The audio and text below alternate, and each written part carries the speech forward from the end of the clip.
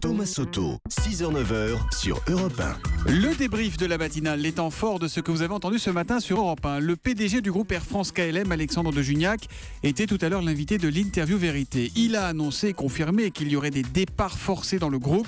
Mais le dialogue social est-il pour autant définitivement terminé, fermé? Écoutez-le, c'était à 7h45. La négociation, elle s'est terminée le 30 septembre. Comme on l'avait annoncé depuis 6 mois. Mais quand il y a des milliers d'emplois en jeu, ça vaut peut-être la peine de se rasseoir autour de la table. Ça nous a pas échappé, figurez-vous. Et c'est pour ça que nous avions laissé 6 mois à la négociation, qu'on a fait des réunions auxquelles les gens ne sont pas présentés. Mais là, c'est fini. Donc il y a une partie des discussions qui est terminée. Là, pour l'instant, à ce jour, elles sont terminées.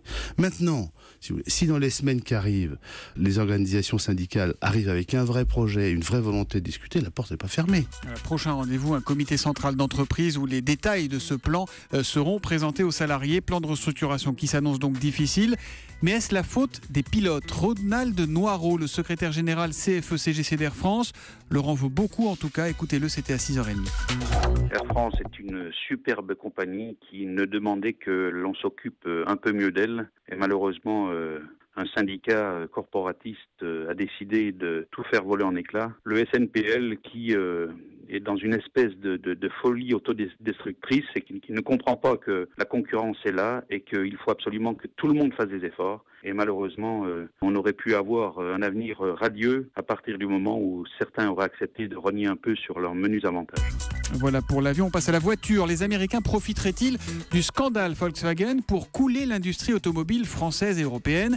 C'est ce que pense notre ministre de l'économie Emmanuel Macron. Écoutez les explications et le décryptage d'Axel de Tarlé. C'était dans le kiosque de 7h15 tout à l'heure. Cette affaire Volkswagen est devenue une affaire diesel. On parle aux États-Unis du Dieselgate. Comme si on voulait mettre... Or, le diesel, c'est une spécialité européenne. Les Américains ne le maîtrisent pas. Comme si on voulait mettre dans le même sac tous les constructeurs européens. Volkswagen, Mercedes, BMW, qui au passage sont des concurrents très gênants aux États-Unis. Axel de Tarlé dans le kiosque de 7h15 aux côtés d'Alex Taylor pour l'Europe, d'Alexandre Carra pour la politique et d'Anne Le Gall pour l'innovation. Vladimir Poutine est attendu aujourd'hui à l'Elysée. Il va rencontrer François Hollande notamment, Angela Merkel également qui sera là. François Hollande et Vladimir Poutine qui vont parler de la situation en Syrie, même si visiblement la France n'est pas très crédible aux yeux de la Russie. C'est ce que nous racontait notre journaliste Gwendoline Debono. C'était tout à l'heure dans le journal de 7h30. Pour les Russes, la France ne compte pas ou presque sur le dossier syrien. Alors, il faut dire que pour Vladimir Poutine, nous dit un connaisseur du dossier, les Américains passent pour des pragmatiques, les Français pour des idéologues têtus. Résultat, pour essayer de revenir dans le jeu, la France s'appuie sur sa carte militaire. Le problème, c'est que les Russes savent très bien que l'armée française ne pèse pas lourd dans la région. Pour l'instant, Vladimir Poutine estime que l'issue du conflit syrien se négocie avec les Américains, pas avec les Français.